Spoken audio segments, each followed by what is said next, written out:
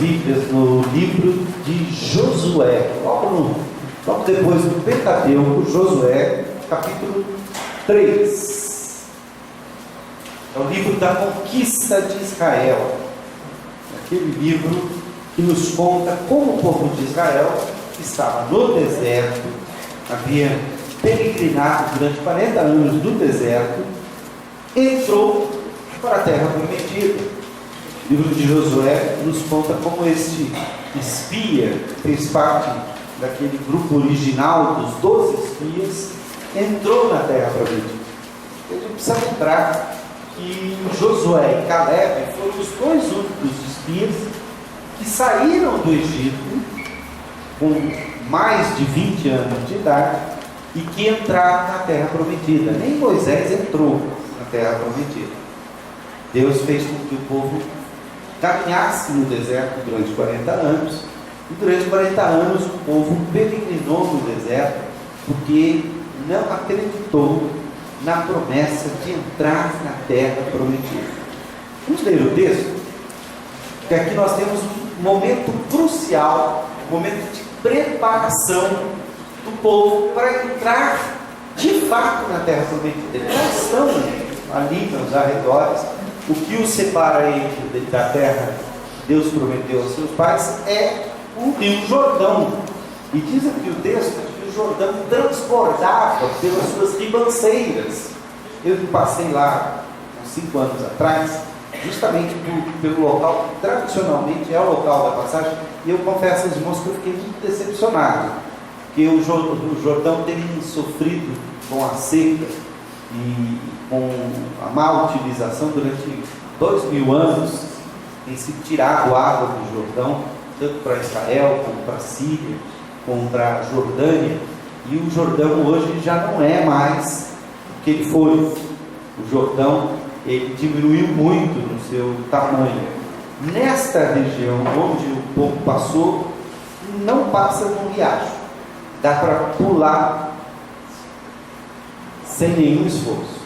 É um fiozinho de água que passa ali, por causa dessa deterioração. O Mar da Galileia, que é o que alimenta o Rio Jordão, já diminuiu cerca de 13 metros. Então, a cidade de Cafarnaum, que ficava na beira do mar, onde os barcos vinham, onde Jesus saía para pescar juntamente com seus discípulos e saía para atravessar, hoje, para você chegar na água, você tem que caminhar quase 2 quilômetros. E diminuiu muito mas eu imagino como é que foi essa passagem do Rio Jordão. Diz aqui o texto: levantou-se, pois, Josué de madrugada, e tendo ele e todos os filhos de Israel partido de Sitim, vieram até o Jordão e pousaram ali antes que passassem. Sucedeu, ao fim de 3 dias, que os oficiais passaram pelo meio do arraial e ordenaram ao povo, dizendo: quando virdes a arca da aliança do Senhor, vosso Deus, e que os levitas, sacerdotes, a levam, partireis vós também do vosso lugar e a seguireis. Contudo, haja distância de cerca de 2.000 côvados entre vós e a arca. Não vos chegueis a ela, para que conheçais o caminho pelo qual haveis de ir, visto que por tal caminho nunca passastes antes. Disse Josué ao povo: santificai-vos, porque amanhã o Senhor fará maravilhas no meio de vós. Também falou aos sacerdotes, dizendo: levantai a arca da aliança e passai adiante do povo. Levantaram, pois, a arca da aliança e foram andando adiante do povo. Então disse o Senhor a Josué: hoje começarei a engrandecer-te perante os filhos, os olhos de todo Israel, para que saibam que, como fui com Moisés, assim serei contigo. Tu, pois, ordenarás aos sacerdotes que levam a arca da aliança, dizendo: ao chegares à borda das águas do Jordão, parareis ali. Então disse Josué aos filhos de Israel: chegai-vos para cá e ouvi as palavras do Senhor nosso Deus. Disse mais Josué: Nisto conhecereis que o Deus vivo está no meio de vós, que de todo lançará de diante de vós os cananeus, os heveus, os heveus, os ferezeus, os girgazeus, os amorreus e os jebuseus. Eis que a arca da aliança do Senhor de toda a terra passa o Jordão diante de vós. Tomai, pois, agora 12 homens das tribos de Israel, um de cada tribo, porque há de acontecer que assim que a planta dos pés dos sacerdotes que levam a arca do Senhor, o Senhor de toda a terra, pousem nas águas do Jordão, serão elas cortadas, a saber, as que vêm de cima, e se amontoarão. Tendo partido o povo das suas tendas para passar o Jordão, levantando os sacerdotes a arca da aliança diante do povo, e quando os que levavam a arca chegaram até o Jordão, e os seus pés se molharam na borda das águas, porque o Jordão transbordava sobre as suas ribanceiras, sobre os dias, todos os dias da seca, pararam-se as águas que vinham de cima, levantaram-se no montão, muito longe da cidade de Adã, que fica ao lado de Sartã, e as que desciam ao mar de Arabá, que é o mar salgado, foram de todo cortadas. Então passou o povo defronte de Jericó.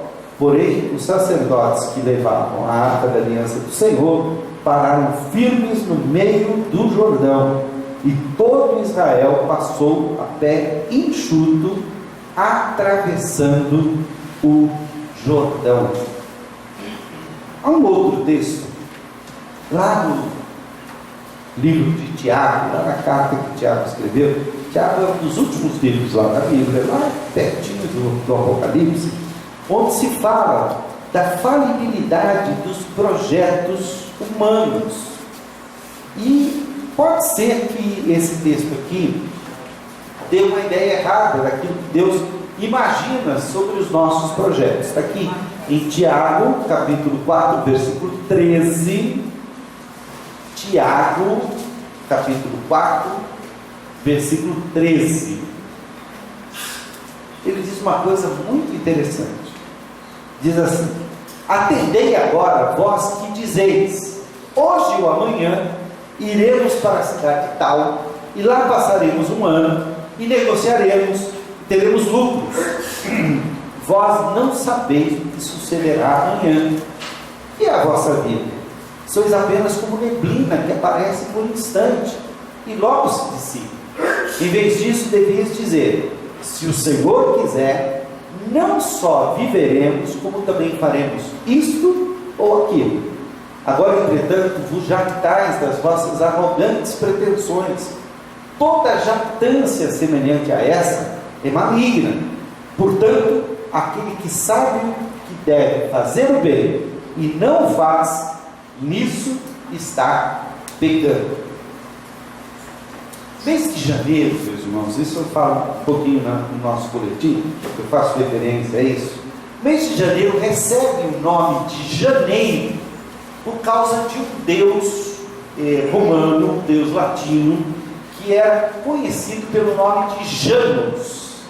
Janus era um deus, era considerado o deus das entradas e das saídas, era o deus das portas, era o deus que guardava, na mentalidade dos romanos, era justamente o Deus que guardava o início da jornada e o fim da jornada. E ele tinha uma característica muito interessante: ele tinha duas faces. Uma face estava sempre voltada para frente, e a outra face estava sempre voltada para trás. Por isso que o mês de janeiro recebe esse nome de janeiro, em homenagem ao deus Janus.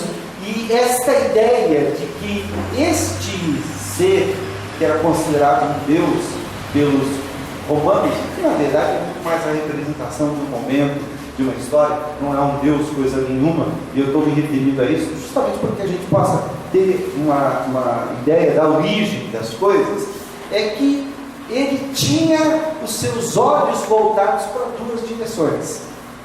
Uma estava voltada para trás, olhando as coisas que já haviam acontecido. Por isso ele era o Deus da chegada, né? Ele era o Deus que, quando alguém chegava, um romano chegava em algum lugar, ele fazia uma libação, fazia uma oferenda ao deus Janus. Mas quando ele saía, ele também fazia a mesma coisa, porque o rosto de Janus também estava voltado para frente. Ele tinha ideia do passado e do futuro. Eu acho, meus irmãos, que a gente precisa aprender a trabalhar aquele espaço de tempo que fica entre estas duas realidades, entre estas duas perspectivas. Quando a gente fica com os olhos voltados para trás, a gente pode comemorar as coisas boas que aconteceram, mas ao mesmo tempo a gente pode se deixar desanimar pelas coisas difíceis que passaram. E há muita gente que a gente encontra assim, né? Gente que vive só no passado. Tudo de bom que já aconteceu, que pode acontecer na vida dessa pessoa, já aconteceu. Está lá no passado. Né? É aquela coisa daquela pessoa que não consegue acreditar no futuro. Ah, cantor bom era da minha época. Olha, aquilo sim, hoje não tem mais ninguém que cante daquele jeito. Ou então, como diz aquela música da Elis Regina, na verdade é do Belchior, mas a Elis Regina canta, né? E tem uma frase que diz assim: depois dele não apareceu nada igual. Né? Quantas vezes a gente ouve isso? Né? Música boa, eu lembro até de uma propaganda interessante, que o pai vivia dizendo para o filho, não lembro nem do que era a propaganda. Tem certas propagandas que são tão boas que a gente não lembra o produto, a gente só lembra da propaganda. E eu me lembro dessa propaganda que era assim, o pai vivia dizendo, na minha época que a música era boa, na minha época que a música era boa. Um dia o filho resolveu pegar um dos discos bolachões do pai e ouviu a música, e acho que ouviu uma música que fez muito sucesso, que dizia assim, Show Me Tiger, né? Mostre-me Tigrão. Aí ele olhou para o pai e falou assim, Tigrão, pai? Tigrão? Isso, eu acho que isso é melhor do que a música da minha época, né? E a ideia é justamente essa, porque a gente guarda. É claro que as coisas antigas têm para a gente uma memória afetiva. Às vezes outra pessoa vê aquilo e não vê a mesma graça que a gente, porque não passou pelas mesmas coisas que a gente passou. Não tem como. Há certas coisas que não se transmitem. Né? Eu lembro, há pouco tempo atrás, nós fizemos um cine luz aqui, e o pessoal queria assistir uma comédia, e havia, olha, essa comédia, olha, eu morri de rir, é uma das melhores comédias que eu já assisti e tal, criou aquela expectativa. O pessoal assistiu do começo ao fim e deu uma risada. Eu chegava para ela falando, essa que é a comédia. Bom, eu achei na época, hoje vocês estavam tão desanimados que até eu achei sem graça, né? Mas é isso, não tem jeito. É claro que há certas coisas que são boas, mas se a gente ficar só com isso que foi no passado, a igreja boa era a minha, da minha época, mocidade boa era daquela época, não há dúvida de que era. Mas se você ficar só nisso, provavelmente você vai desanimar. É uma coisa que eu acho que eu falei na semana passada, sobre aqueles que não sabem apreciar os pequenos começos. É aquela gente, por exemplo, que está lá no livro do profeta Ageu, que são os que vieram do exílio e tinham visto o primeiro templo de Salomão. Quando se lançaram os alicerces para o segundo templo, ele era obviamente muito menor do que Salomão. Era um povo voltando do exílio, era um povo sem riquezas, não tinha nada com que construir. Eles fizeram os alicerces de um templo pequeno, e os mais antigos choravam. E que houve? Nós vimos o outro templo. Isso aqui não é nem uma sala do outro templo.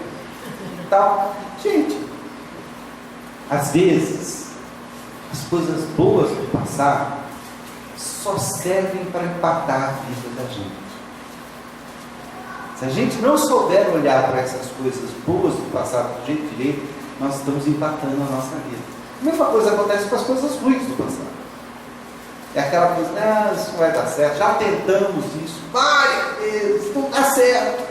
Essa igreja não tem jeito, essa família não tem jeito, esse camarada não tem jeito, já é a 10ª vez que ele faz a mesma coisa, já a 5ª. Isso é um perigo. Isso é um perigo.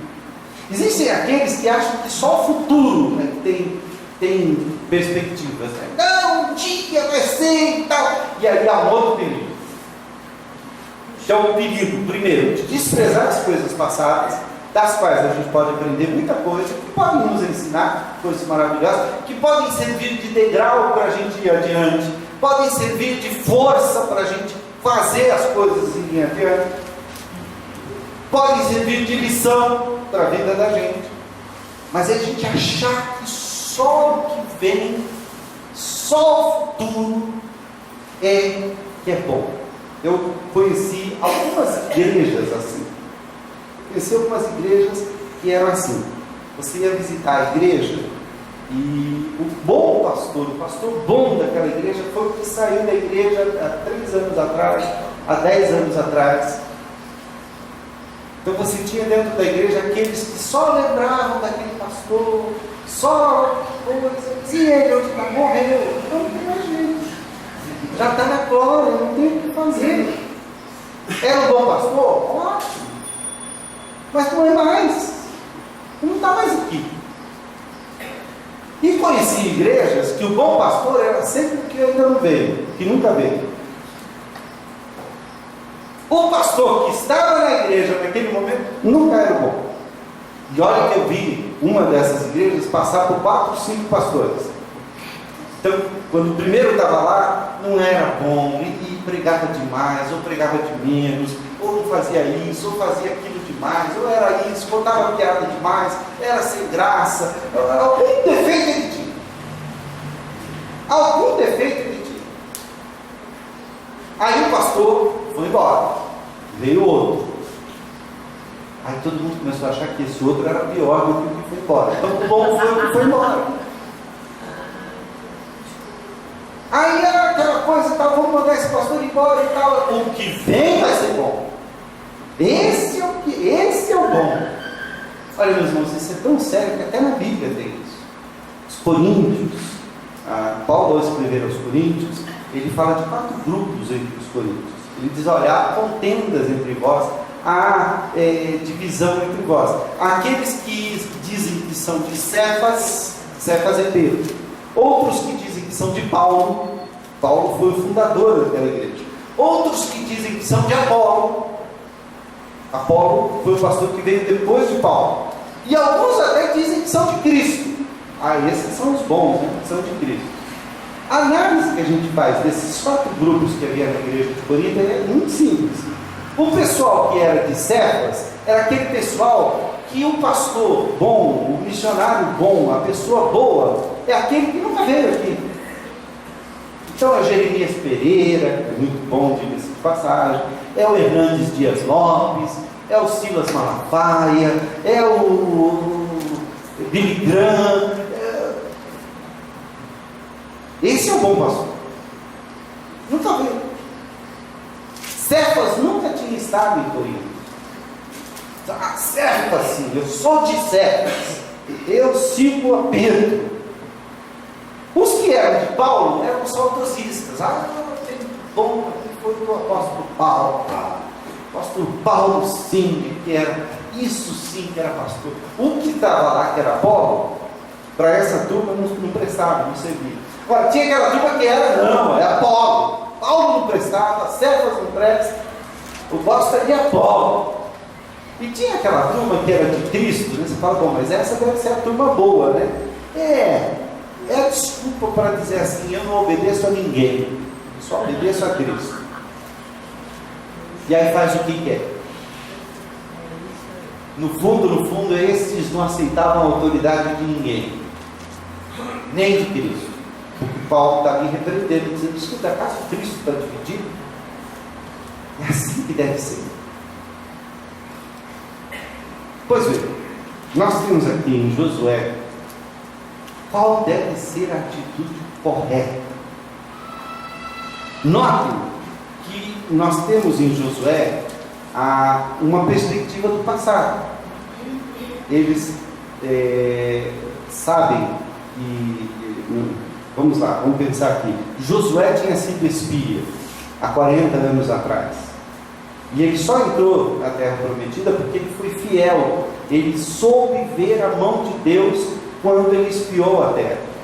Tanto ele quanto Caleb foram os únicos que acreditaram que era possível obedecer a Deus e que Deus iria dar aquela terra a eles. Todos os outros se rebelaram e por conta disso o povo foi castigado, morreu no deserto. E aqui nós temos uma metáfora muito interessante para as nossas vidas. Você já teve a sensação de que você está andando em círculos? Teve a sensação de que anda, caminha, faz, nada vai para frente? Foi o que aconteceu com o povo de Israel durante 40 anos. Se os irmãos, se nós fizermos as contas, se os israelitas tivessem saído do Egito e ido em linha reta para a terra prometida, uma semana eles estariam na terra prometida. Acontece que indo em linha reta eles iam encontrar muitos postos egípcios no caminho que protegiam, então era perigoso. Se eles tivessem evitado o Monte Sinai, quer dizer, descido para evitar as guardas que estavam no caminho, mas evitasse o Monte Sinai, eles levariam aí um mês para chegar na terra prometida. Só que haveria o seguinte problema: eles iriam chegar na terra prometida ainda como um bando de escravos, sem nenhuma orientação, porque foi no Sinai que Deus fez de Israel um povo com leis, com regulamentos, com tudo aquilo que o povo precisava. Foi um ano no qual Deus preparou o povo, ensinou o povo a caminhar, fortaleceu. Foi um tempo de tirar a escravidão do coração dos israelitas. O que Deus fez? Deus fez com que eles fossem até o Sinai.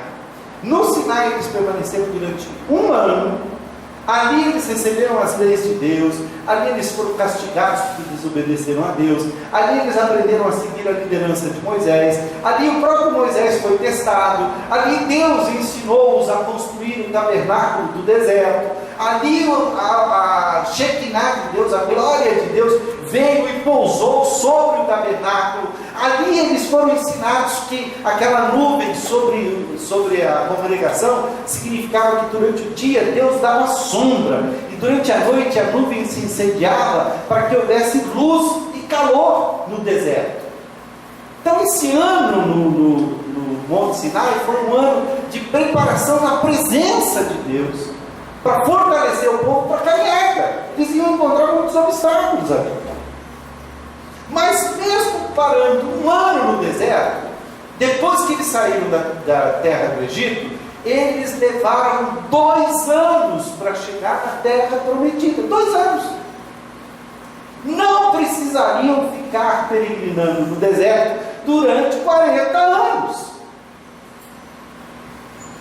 Se eles tivessem acreditado em Josué e Caleb, que disseram: olha, eles são grandes, são povos poderosos, mas Deus está conosco, vamos entrar, vamos invadir, a terra é nossa, Deus nos deu essa terra. Eles teriam entrado na terra prometida com 2 anos de viagem no deserto. Mas porque eles duvidaram, porque eles não quiseram ouvir a voz do Senhor, porque eles não acreditaram nos espias, porque eles não tiveram coragem e usaram as crianças como desculpa. Disseram: o Senhor nos trouxe para esse lugar e agora as crianças que estão aqui vão morrer na mão, vão virar escravos dessa gente. E Deus disse: olha, já que vocês não acreditaram, já que vocês não tiveram coragem de obedecer a minha voz, estas crianças das quais vocês dizem que virarão escravos, serão elas que vão entrar na terra prometida. Os que não acreditaram vão morrer no deserto. Durante 40 anos Deus os fez andar em círculos. Eles ficaram ali no deserto de Zim. Se pegar o mapa do Êxodo, você pega ali no livro de Números as peregrinações do povo, o que eles fizeram, onde eles pararam, onde eles caminharam. Eles fizeram um círculo E ficava ali, andando em círculos. 40 anos. Deus não quer que a gente patine na vida. Deus não quer que a gente fique girando em círculos. Deus quer ver a nossa vida indo para frente. E às vezes, meus irmãos, nós passamos por esse mesmo processo. A gente fica pegado demais ao passado. E aquele passado não só é o passado bom, que às vezes a gente fica só vivendo naquele passado, só de recordações. Claro, recordar é bom. Recordar é viver. É ótimo. Concordo plenamente com essa música que diz: recordar é viver. Não tenha dúvida disso. Mas se as recordações te aprisionam, está na hora de você esquecer dessas recordações. Se nada de bom pode acontecer, porque o que já aconteceu foi tão bom que não tem como superar, bom, então está na hora de morrer. Está na hora de morrer. Não tem mais nada de bom que possa acontecer comigo. Não existe mais perspectiva. Por isso, quando Deus fala ao profeta Joel, o profeta Joel ele faz uma profecia interessante. Ele diz que iria derramar o Espírito Santo sobre todo o povo de Deus, sobre as crianças, sobre os jovens, sobre os velhos, até os servos e as servas seriam atingidos pelo derramar do Espírito Santo de Deus. E aconteceria uma coisa extraordinária que é muito mal interpretada hoje em dia. Muita gente pensa que está falando de outra coisa. Diz lá em Joel, diz que os jovens profetizarão. Como é que diz aqui? Só para eu ler direito o texto, para nós não termos... Os velhos sonharão, os jovens profetizarão. Deixa eu pegar aqui exatamente o texto, para que a gente não faça confusão, porque às vezes há uma certa confusão quanto a isso. Difícil está achar o Daniel, o tal do Joel aqui na minha vida. Mas está aqui, o Daniel. Ai, que ótimo. Joel. Esnaum, Abacuque.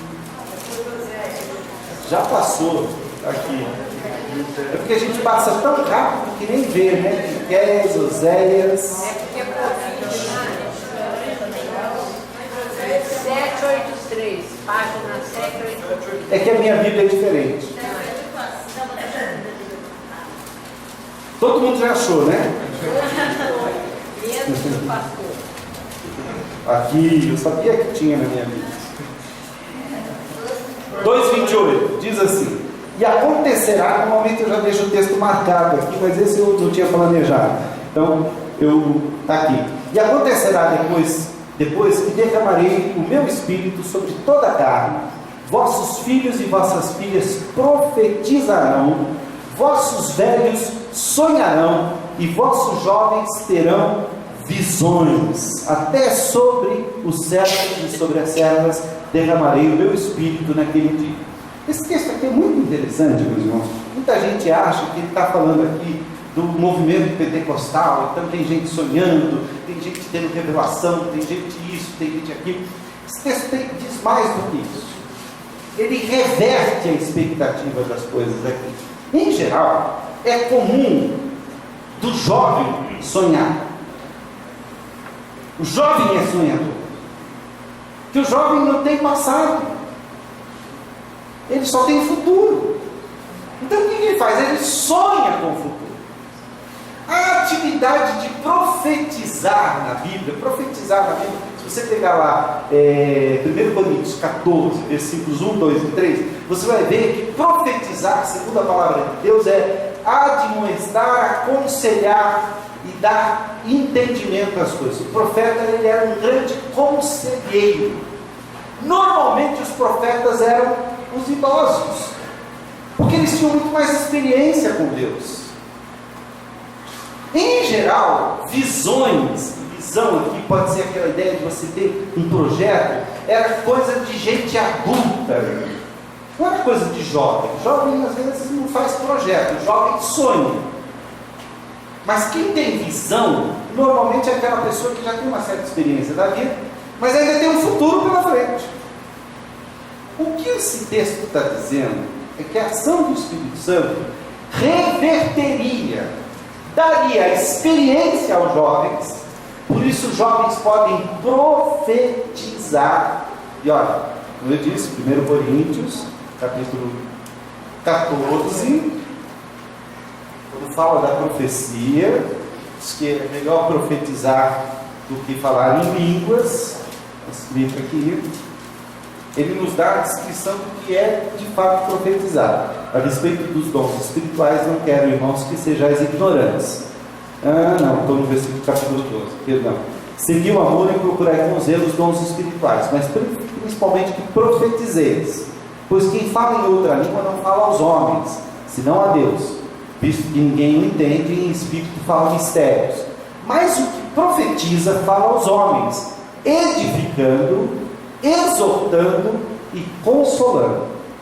A atividade da profecia visa edificar, construir, exortar, incluindo a repreensão, e consolar, que significa chamar a pessoa do lado. Então, o profeta, ele precisa ter experiência. O texto aqui de Joel está dizendo que os velhos, que normalmente olham para trás, não é... Claro que ele olha para trás, ele tem muito mais para trás do que para frente. Eu estou sentindo isso. Eu estou com 52 anos. Eu tenho muito mais tempo passado do que tempo para passar. Dificilmente eu vou chegar aos 104. Gostaria, mas dificilmente. No limite a graça. Né? Eu sei. Mas o normal, eu tenho muitas recordações. Eu, quando eu vou escutar músicas, eu não fico tentando descobrir músicas novas. É claro que eu gosto de músicas novas e quero aprender a gostar, mas eu gosto de nostalgia. Não gosta? Eu gosto de ouvir música antiga, música da minha época. Eu gosto de perceber que as músicas antigas são aquilo que eu aprendi. Eu lembro de quando eu namorei a Bia, de quando fiz 10 anos de casado. Eu lembro de um monte de coisa, porque as músicas que falam no meu coração estão no passado. É natural isso. É natural. É muito mais comum uma pessoa que já tem uma idade olhar para trás e ver o que já fez. Mas a presença do Espírito Santo faz com que ela sonhe. É como Ana, como Simeão na Bíblia. E sonhar aqui significa projetar, ter ideias para frente. Enquanto que os jovens, cuja característica é ser sonhador, com a presença do Espírito Santo, se torna também aconselhador, se torna experiente. Você pega lá um dos salmos que diz assim: a minha língua é a língua como de um prudente escritor. Deus me deu a sabedoria dos velhos. Isso está em Provérbios. Os jovens destilam a sabedoria dos idosos. A presença do Espírito Santo, não estou dizendo que os jovens agora só vão falar do passado e os idosos só vão falar do futuro. Não, mas é que o Espírito Santo renova e transforma, concede ao jovem aquilo que ele não tem e devolve ao idoso aquilo que muitas vezes ele perdeu. E podem ter certeza, a gente começa a morrer quando a gente para de olhar para frente. A gente só olha para o passado. O texto de Josué, meus irmãos, nos diz uma coisa fantástica. Ele diz assim: santificados hoje, porque amanhã o Senhor fará maravilhas no meio de nós. Quando a gente aprende a juntar a experiência do passado, a ação do presente, pode ter certeza que Deus vai cuidar do nosso futuro. Isso é um grande segredo. Se eu me deixar amarrar pelo passado, eu não vou à frente. Olha, tem muita gente que está amarrada ao passado. E é muito triste. Reverendo Guilherme tinha uma frase que ele dizia assim: deixa o passado passar, já passou, vira a página, vai para frente. Ah, mas o fulano me magoou, sim, perdoa. Ah, mas ele foi muito injustiçado. Ah, quem sabe Deus tem muita justiça para te dar aí. O grande segredo é aprender a caminhar com Deus. E esse texto é fantástico, é uma representação aqui que mostra. Primeiro vai a aliança de Deus, a arca da aliança vai na frente. Quando chega na beira do rio, molha os pés nas águas, as águas se abrem. Só que ao invés da aliança, da arca da aliança, passar e sair lá na frente, lembra que tinha que ter 2.000 côvados, né? Cerca de 900 metros, eu acho.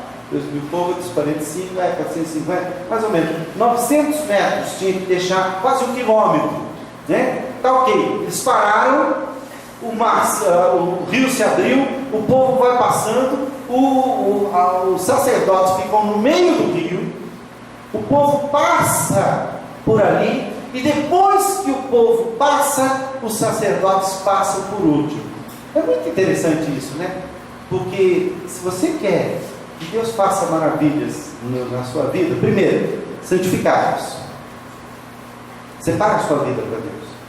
Tem um texto, tem uma hora ali que Josué diz assim: achegai-vos e ouvi a palavra do Senhor. Venha à escola dominical, participe dos cultos, preste atenção no que Deus tem para te dizer. Ao mesmo tempo, deixe que o compromisso de Deus com você vá à frente. Mas não deixe simplesmente que o compromisso vá lá na frente. Passe por ele. Significa, ande ao redor do compromisso. Deixe que o compromisso seja a extensão do seu caminho. E por fim, saiba que Deus vai cuidar da sua retaguarda também.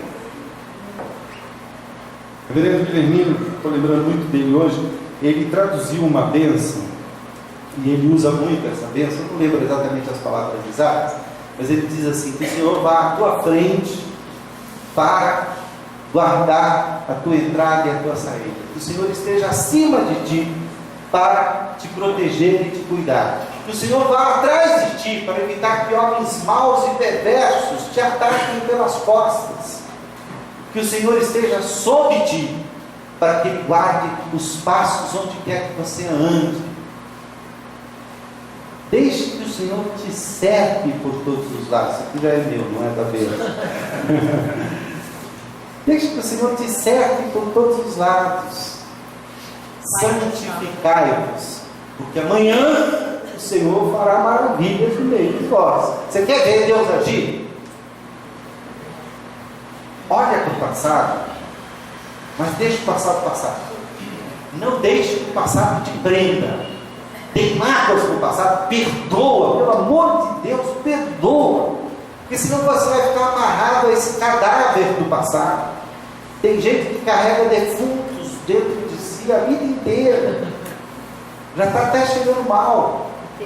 Tem tanta mágoa. Ai, fulano me fez mal, Beltrano me fez mal, Ciclano me fez mal, Beltrana me fez mal. Ai, como a minha vida é dura. Não é mais, já passou. Você sobreviveu. Você pode ir adiante. E se a pessoa te fez tanto mal assim, nem merece que você empate a tua vida por conta disso. Porque, olha, guardar mágoas, meus irmãos, é a gente tomar veneno achando que o outro vai morrer. A gente fica tomando veneno e achando que o outro é que está morrendo. Só que o veneno, a mágoa, mata a gente. Na maioria das vezes, quem nos magoou não está nem aí. Ou se está chateada, se arrependeu, louvado seja Deus, perdoa de uma vez esse negócio. Paga essa mancha no coração. O dia de se preparar é agora. Não adianta, amanhã, depois da manhã. Viver só do futuro, ninguém faz nada. Quem vive só de sonhos que não se transformam em projetos, que não se transformam em ação, só é correr atrás do vento. Então, aprenda. Hoje, santificai-vos. Hoje. Hoje é a hora de esquecer o passado. Hoje é a hora de sonhar com o futuro, de planejar o futuro. E como eu disse lá naquele texto lá de Tiago, para a gente poder encerrar, Tiago diz assim: ai de vós que dizeis amanhã ou depois eu vou em tal lugar, vou ganhar dinheiro e tal. Muita gente acha que a gente não pode planejar o futuro, né? Tem que falar, deixa Deus, né? Deixa a vida me levar, a vida leva eu, né? O síndrome do Zeca Pagodinho, deixa a vida me levar e tal. Não. A Bíblia diz que o coração do homem pode fazer planos. A gente deve incluir Deus nos nossos planos. Quem não planeja não chega a lugar nenhum. Quem não ousa não sai do lugar. Quem não imagina, olha, eu vou para lá, mas Deus vai me abençoar. Se Deus permitir, eu irei. Se Deus permitir, eu serei abençoado. Mas note, ele não está dizendo aqui, não, vamos ver o que Deus quer para a minha vida. Vamos lá, Senhor, e agora? Para que lado que eu vou? Não vai sair do lugar não. Planeje, mas inclua Deus nos seus planos. Santificai-vos. Até amanhã o Senhor fará maravilhas no meio de vós.